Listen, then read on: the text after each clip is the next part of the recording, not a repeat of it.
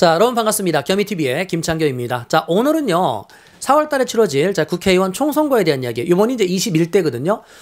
당시에 이제 48년도에 50총선거라는 게 이제 실시가 됐고, 이 50총선거에서 이제 재헌국회가 선출이 돼요. 재헌국회는 임기가 2년이거든요. 그래서 50년도 5.30총선거를 통해서 이제, 다음 국회로 바뀌게 되는데, 재헌국회만 임기가 2년이고, 그 다음에 국회의원들은 전부 다 임기가 4년입니다. 4년. 그래서 지금 현재, 21대 총선을 이제 앞두고 있는 시점이라 할 수 있겠고요.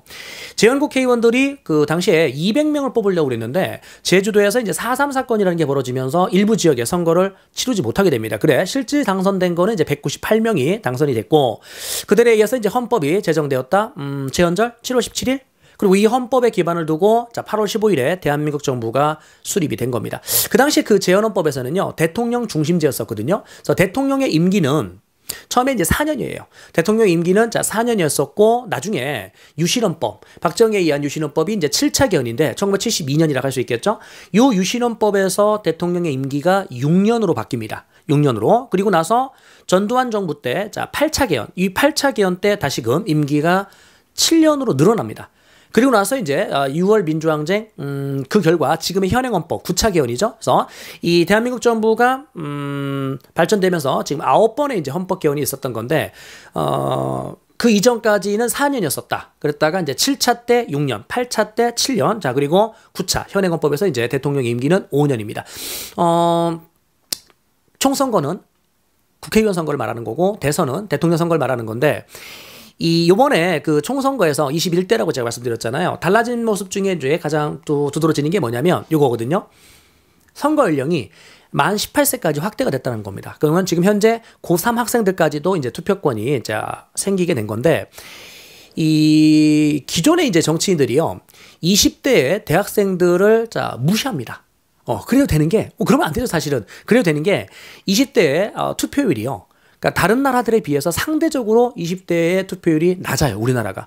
그래서 여러분들 실제 선거 유세나 이런 걸 운동을 할 때 보면, 대선이 됐든 총선이 됐든 사람들이 많이 모이는 뭐 재래시장이라든지 이런 곳에 가서 한 표 주십시오 계속 이제 선거 운동을 하는데, 대학생들이 주로 모이는 대학로라든지 이쪽에 와서는 그닥 열심히 하지 않습니다. 예, 대학교 앞에 와서 여러분들 선거 운동 하시는 분들 보신 적 있나요?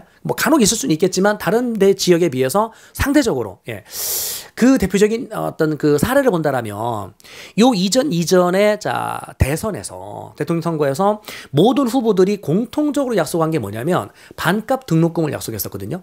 그러니까 반값 등록금을 약속했는데, 실제 그 공약을 내세운 후보가 당선이 됐어요. 당선이 됐는데 실제 당선됐을 때는 어떻게 돼요? 자기 공약을 싹 입 닦아버리는 겁니다. 그러니까 나 몰라 해버리는 거죠.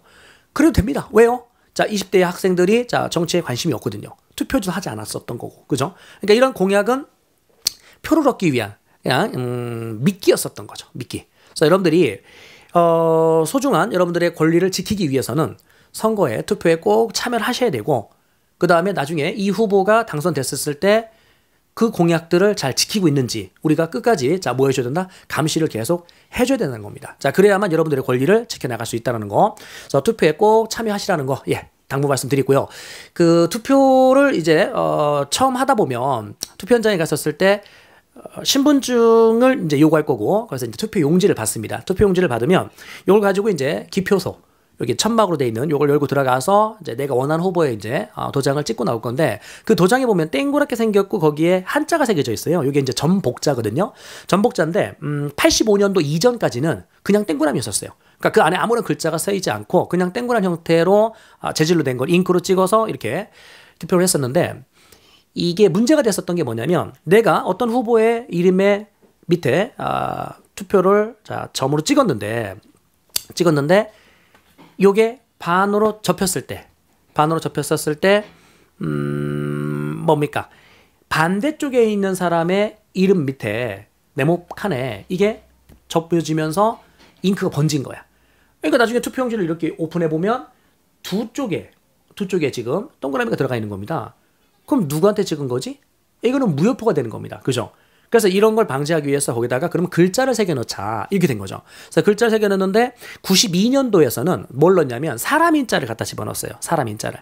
근데 이게 또 이제 시비거리가 된 게, 사람 인자가 한자의 어떤 모양을 보면 한글의 이제 시옷과 이제 모양이 비슷하게 생겼잖아요. 그래서 특정 후보의 이름에 시옷자가 들어간 후보한테 이거 유리한 거 아니냐라고 또 이 제기가 들어갔고, 그래 94년도에 지금 현재와 같은 아까 전복자 말씀드렸잖아요. 그 모양의 한자가 이제 들어가게 됐고 지금까지 이제 쭉 그 도구가 사용되고 있습니다. 그래서 총선거에 대한 어떤 뭐 간략한 스토리를 말씀드렸고, 아까도 말씀드렸듯이 우리 20대 대학생들, 그리고 처음 이제 투표권을 얻게 된 만 18세 학생들, 선거에 직접 참여하셔서 여러분들의 소중한 권리를 지키시기 바랍니다. 예, 도움이 되셨다면 구독과 좋아요를 눌러주시고요. 또 다른 영상을 통해서 만나뵐 수 있도록 하겠습니다.